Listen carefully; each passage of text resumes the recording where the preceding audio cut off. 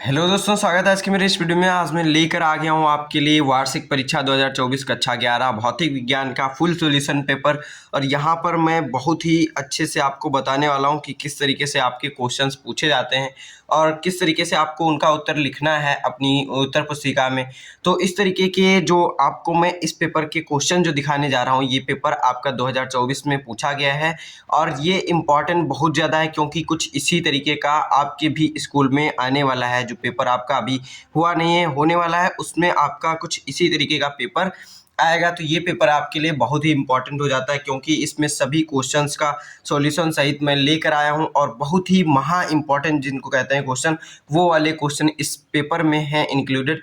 तो ये पेपर बहुत ही आपके लिए इंपॉर्टेंट है, तो पूरा अंत तक इस वीडियो को देखिएगा। और अगर आपको इस पेपर का पीडीएफ और सॉल्यूशन का पीडीएफ चाहिए तो उसके लिए प्रेप ऐप डाउनलोड कर लीजिएगा। उसमें आपको आसानी से इन दोनों चीज़ों का आपको पीडीएफ मिल जाएगा। और भी कोई अन्य पेपर आपको अगर पीडीएफ चाहिए और उनका सॉल्यूशन चाहिए तो उसी ऐप में आपको मिलता रहेगा। और अगर आपका भी पेपर हो चुका है तो उसको आप पेपर को अपलोड भी कर सकते हैं उस ऐप में।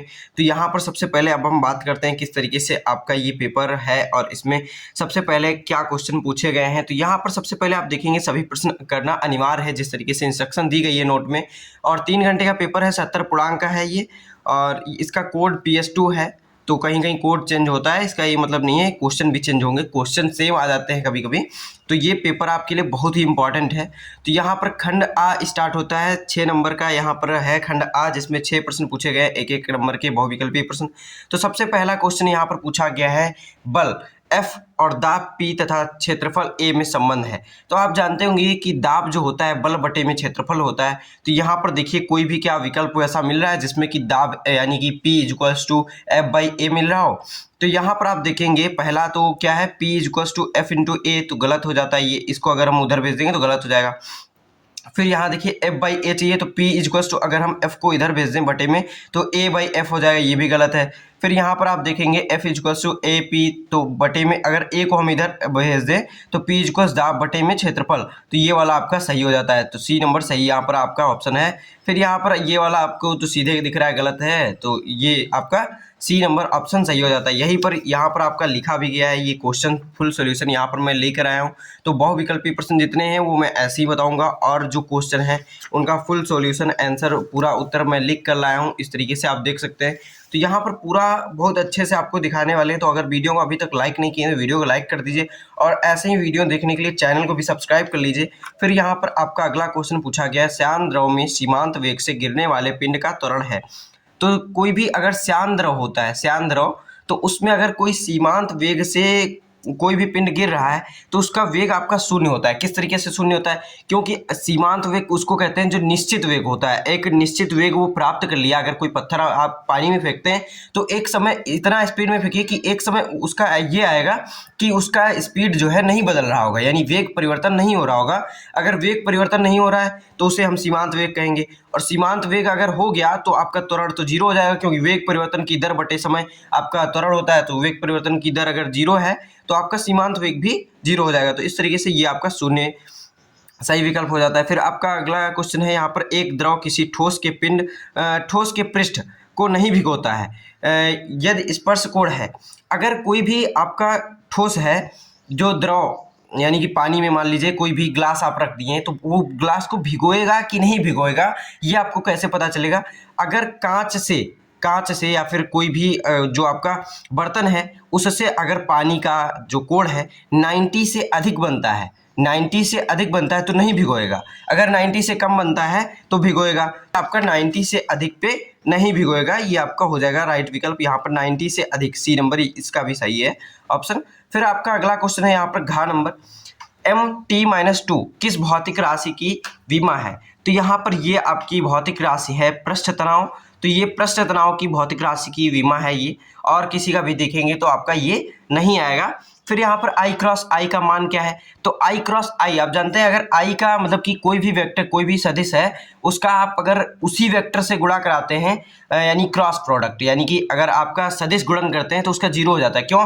क्योंकि अगर खुद के कोण से, यानी कि अगर 0 डिग्री पे कोण कितना होता है, I क्रॉस I करेंगे तो आपका पहले तो परिमाण आएंगे, कोई भी वेक्टर है उसका परिमाण गुणे परिमाण, फिर साइन 0 डिग्री करेंगे। अब इनके I आई और आई के बीच में कितना कोण होगा, 0 होगा, इसलिए साइन 0 कितना होता है, 0, इसलिए इसका मान 0 होगा। तो यहाँ पर आई क्रॉस आई का मान 0 हो जाता है। फिर आपका अगला क्वेश्चन है, यहाँ पर 0 डिग्री सेल्सियस का मान होता है। तो सबसे पहले आप ये क्वेश्चन देखते ही यहाँ पहला विकल्प देखेंगे, सही टिक कर देंगे, और ये आपका गलत हो जाता है क्योंकि आपने आगे के क्वेश्चन विकल्प नहीं देखे। विकल्प में आपको एकदम क्लियरिटी देते हुए लिखा गया है 273.15 केल्विन। तो ये वाला आपका राइट विकल्प है, क्योंकि इतना मान लिया जाता है अधिकतर जगह, कैलकुलेशन के लिए इतना लिया जाता है, लेकिन एग्जैक्ट जो है ये आपका होता है 273.15 केल्विन। तो ये वाला आपका राइट विकल्प है डी नंबर, इसीलिए इसको एंड में दिया गया है और ये वाला आपको पहले दे दिया गया है। जिससे आप गलत करिए तो आपको ध्यानपूर्वक क्वेश्चन देखना है पहले, तब उसका टिक करना है। फिर यहाँ पर आपका अगला क्वेश्चन दिया गया है कि 0.07200 में सार्थक अंकों की संख्या क्या है। तो आप जानते होंगे सार्थक अंक किन्हें कहते हैं। सार्थक अंक देखिए, दशमलव के बाद जो शून्य अंक आते हैं उन्हें नहीं गिना जाता है, लेकिन अगर दशमलव के बाद कोई अशून्य अंक आ जाता है तो उसे गिना जाता है अशून्य अंक, यानी 7, 2 ये अशून्य अंक है, तो अशून्य अंक गिने जाएंगे। लेकिन अशून्य अंक के बाद जितने शून्य आते हैं सभी गिने जाते हैं। तो यहाँ पर सार्थक अंकों की संख्या कितनी हो जाएगी, 4 हो जाएगी। तो इस तरीके से इसका सोल्यूशन मैंने लिख के रखा है। तो यहाँ पर देखिए सार्थक अंकों की संख्या यहाँ पर आपकी 4 हो जाती है, इसमें सार्थक अंकों की संख्या 4 है। इस तरीके से आप लिख देंगे तो इसका आपको ये आपका एक एक नंबर की ये भी क्वेश्चन है। फिर आपका अगला क्वेश्चन है आदर्श गैस समीकरण लिखिए। तो ये तो सबको याद होना चाहिए कि आदर्श गैस समीकरण किसे कहते हैं। आदर्श गैस समीकरण PV = nRT, जहां P दाब है, V आयतन है और n मोलों की संख्या, R गैस स्थिरांक, T परमताप है। तो इस तरीके से ये आपका हो जाता है। फिर कैलोरी किस भौतिक राशि का मात्रक है। तो कैलोरी ऊर्जा का मात्रक है, तो कैलोरी ऊर्जा का मात्रक है। इस तरीके से आपका हो जाता है। फिर आपका अगला क्वेश्चन यहाँ पर अगले पेज पे मैंने लिख दिया है, क्वेश्चन और आंसर साथ ही में मैंने टाइप कर दिया है। तो यहाँ पर आसानी से आप देख सकते हैं, समझ सकते हैं, अब पेपर दिखाने की आवश्यकता नहीं है मतलब कि। फिर यहाँ पर आपका अगला है न्यूटन का गति विषयक तृतीय नियम लिखिए। इस नियम के अनुसार प्रत्येक क्रिया की सदैव समान एवं विपरीत दिशा में प्रतिक्रिया होती है। न्यूटन का तृतीय नियम क्या है कि सभी क्रियाओं की प्रतिक्रिया होती है। तो इस तरीके से समान विपरीत दिशा में प्रतिक्रिया होती है, यही आपका न्यूटन का तृतीयक नियम है।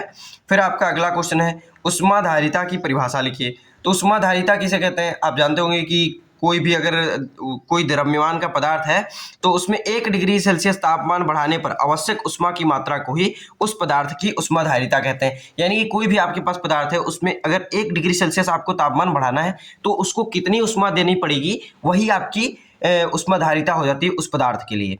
फिर आपका यहाँ पर अगला क्वेश्चन है हुक का प्रत्यास्थता संबंधी नियम लिखिए। खंड सा यहाँ पर स्टार्ट हो गया है, ये आपको मैं पेपर दिखा दे रहा हूँ। यहाँ पर 8 नंबर का क्वेश्चन ये स्टार्ट हो चुके हैं, 4 क्वेश्चन इसमें हैं।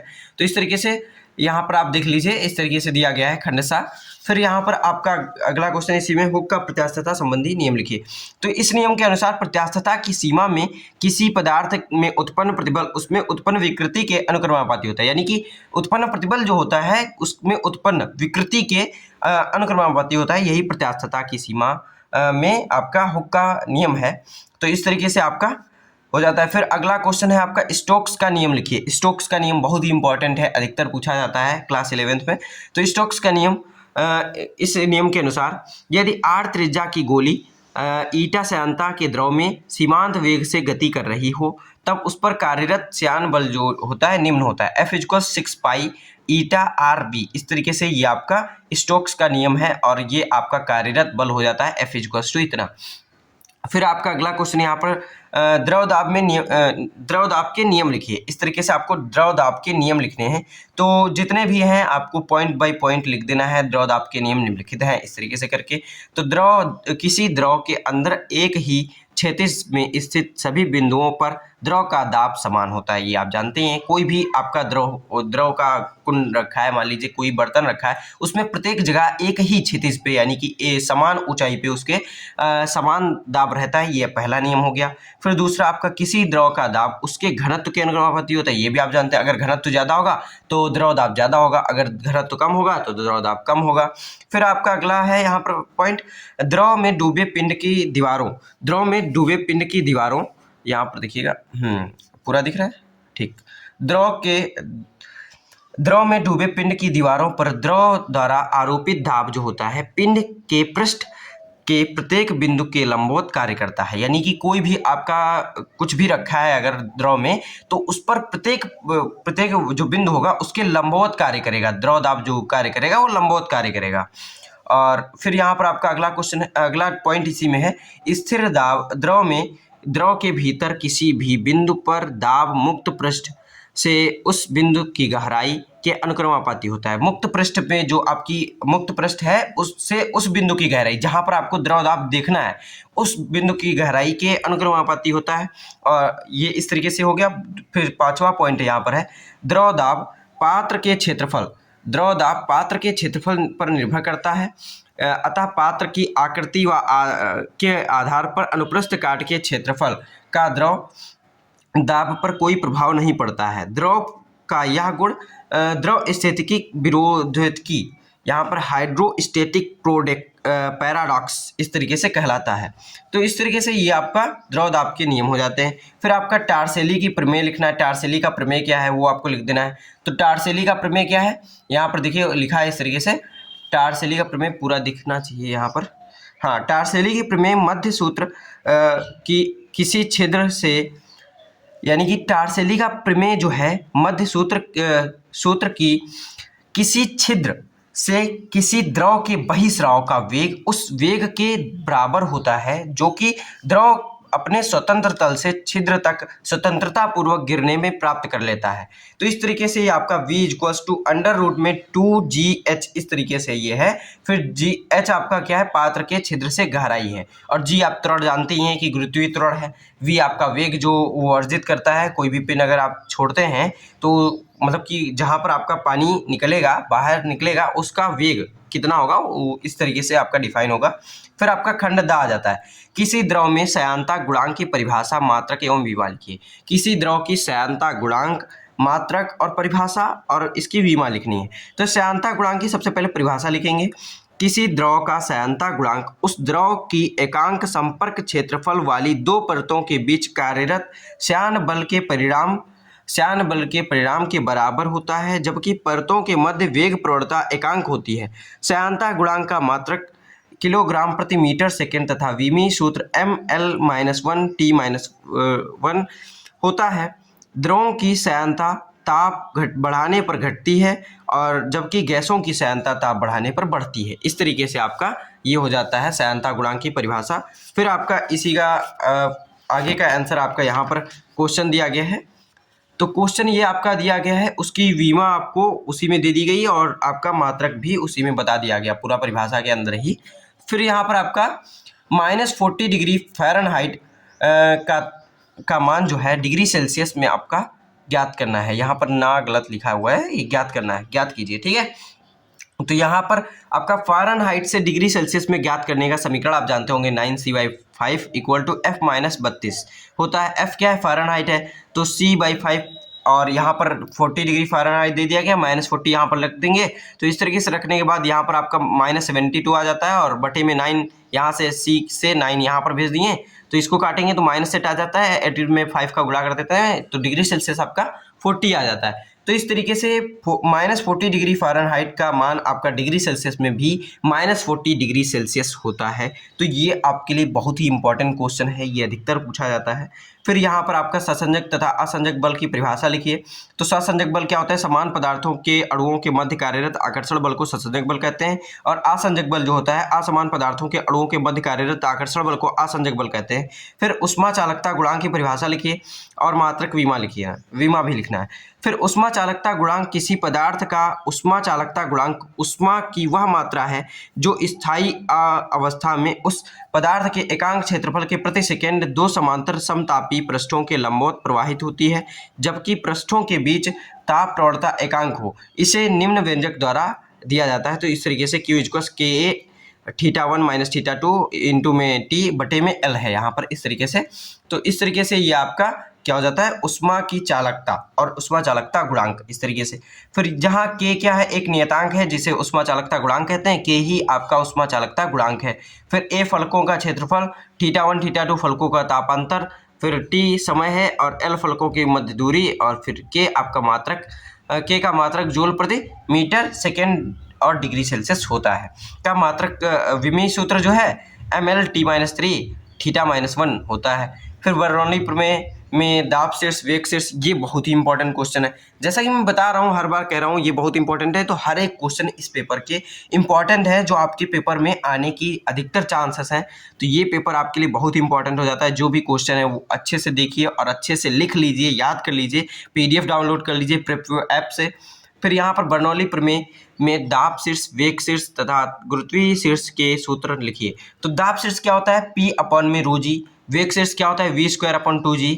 और गुरुत्वीय शीर्ष होता है आपका h। दाब शीर्ष, वेग शीर्ष तथा गुरुत्वीय शीर्ष के पदों में बर्नौली प्रमेय जो होती है P/ρg प्लस h प्लस में आपका v²/2g इक्वल टू नियतांक। इस तरीके से आपकी बर्नौली प्रमेय हो जाती है दाब शीर्ष, वेग शीर्ष और गुरुत्वीय शीर्ष के पदों में। फिर आपका सीमांत वेग की परिभाषा लिखिए। यह किन कारकों पर निर्भर करता है, ये आपको बताना है। तो सीमांत वेग क्या होता है? अभी मैंने सबसे पहले क्वेश्चन में ही आपको बताया था कि सीमांत वेग क्या है।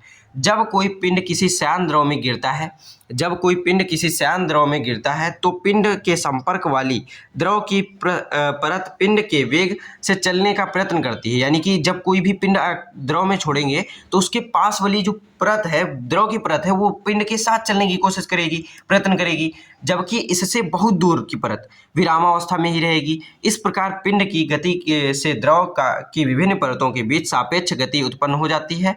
अतः द्रव में श्यान बल कार्य करने लगता है जो पिंड की गति का विरोध करता है। इसका मान पिंड के बढ़ते हुए वेग के साथ बढ़ता जाता है और एक स्थिति में श्यान बल का मान पिंड की गति देने वाले प्रभावी बल के बराबर हो जाता है। इस दशा में परिणामी बल शून्य होता है। यही पहला ही विकल्प था जो आपको मैंने बताया था। फिर तथा पिंड का नियत वेग से चलने लगता है, इसे सीमांत वेग कहते हैं। यही नियत वेग से चलने लगता है, मेन पॉइंट है ये चीज़ें जो मैं हाईलाइट कर रहा हूँ, जैसे नियत वेग, सीमांत वेग, फिर यहाँ पर परिणामी बल शून्य हो जाता है। इस तरीके से ये इंपॉर्टेंट पॉइंट है, ये डालेंगे तो आपका आंसर एग्जैक्ट सही हो जाता है। और इसको आप बना के लिखेंगे, रटेंगे नहीं। कोई भी आंसर आपको रटने लायक नहीं है, यहाँ पर सभी आपको समझ के लिखने लायक है। तो यहाँ पर फिर आपका सीमांत वेग का जो सूत्र होता है, तो इस तरीके से आपका सूत्र डिफाइंड है। और ये जो सामान्य आपके यहाँ पर सूत्र हैं, उनके जो चिन्ह है, चिन्हों के नाम दिए गए हैं, क्या क्या है यहाँ पर, इस तरीके से आप पढ़ सकते हैं। फिर यहाँ पर आपका अगला क्वेश्चन यहाँ पर दिया गया है, स्टीफन का नियम लिखिए। किसी कृष्ण पिंड का ताप, यहाँ पर पेपर में दिखा रहा हूँ, यहाँ पर स्टीफन का नियम लिखिए। किसी कृष्ण पिंड का ताप 300 केल्विन से बढ़ाकर 600 केल्विन करने पर ऊर्जा उत्सर्जन की दर कितने गुना हो जाएगी। तो इस तरीके से आपकी यहाँ पर ये लिखा गया है। इसका आंसर पूरा इस तरीके से आप देख सकते हैं, यहाँ पर पूरा आंसर इसका दिया गया है। हाँ, अब आपको दिख रहा होगा। अगर अच्छे से नहीं दिख रहा है तो आप इसके लिए क्या कीजिए, प्रेप ऐप डाउनलोड कर लीजिए, वहाँ पर आपको इसका पूरा PDF अच्छे से देखने को मिल जाएगा। इसको मैं जूम आउट कर दे रहा हूँ यहाँ पर हल्का सा, तो इस तरीके से आपको दिख रहा होगा। हाँ, अब आपको दिख रहा है, ये आप इस तरीके से देख लीजिए इसको, और यहाँ पर आप इसको अच्छे से नोट कर लीजिए, और ये आपका पूरा पेपर हो जाता है। यहाँ पर पूरा आप इस तरीके से देख लीजिए, इसका पूरा मैं सॉल्यूशन आपको दिखा दे रहा हूँ, और अच्छे से समझ करके आप अच्छे से पेपर अपना दीजिए जाके, और वहाँ पर आपको अच्छे से नंबर लाना है। फिर यहाँ पर आपकी पूरा क्वेश्चन इस तरीके से इस पेपर का हो जाता है। फिर आपको मैं अगले पेपर का दिखा दे रहा हूँ किस तरीके से है। तो ये आपका इस तरीके से दिया गया, पृष्ठ तनाव की परिभाषा, मात्रक तथा विमा लिखिए। तो पृष्ठ तनाव वह बल होता है जिसका मान द्रव में मुक्त पृष्ठ क्षेत्रफल पर खींची गई काल्पनिक रेखा की पृष्ठ प्रति एकांक लंबाई पर लंबवत कार्यरत बल होता है। इसका मात्रक न्यूटन प्रति मीटर, विमा T-2 होता है। पृष्ठ तनाव की वहाँ पर भी बहुविकल्पी प्रश्न में भी आपका ये विमा पूछा गया था। तो इस तरीके से यहाँ पर न्यूटन प्रति मीटर यानी कि बल बटे में लंबाई होता है, इसका जो सूत्र होता है। फिर यहाँ पर इस तरीके से निकल के आ जाती है विमा। फिर यंग प्रत्यास्थ तथा गुणांक की परिभाषा लिखिए। सिद्ध कीजिए कि स्टील रबड़ से अधिक प्रत्यास्थ है। ये आपको सिद्ध करना है, बहुत ही इंपॉर्टेंट क्वेश्चन है, ये अधिकतर पूछा जाता है क्लास 11th के फाइनल एग्जाम में। तो ये आपको पूरा तैयार करना है, इस तरीके से आपका हो जाता है। फिर आपका अगला क्वेश्चन जो है वो आप पेपर में देख लीजिए, और 2 क्वेश्चन शायद बाकी बचे हैं, उनको आप अच्छे से कीजिएगा। यहाँ पर आपको इस तरीके से दिए गए हैं, पास्कल का नियम लिखिए, पास्कल का नियम लिखना है। और फिर यहाँ पर 8वां द्रव की बूंद इस तरीके से, फिर 9वां इस तरीके से बर्नौली प्रमेय, बहुत ही इंपॉर्टेंट है, सबसे इंपॉर्टेंट बर्नौली प्रमेय है, ये जरूर हर बार पूछा जाता है आपका। तो इसको आप अच्छे से तैयार करेंगे। मिलते हैं अपने अगले वीडियो में, तब तक के लिए धन्यवाद।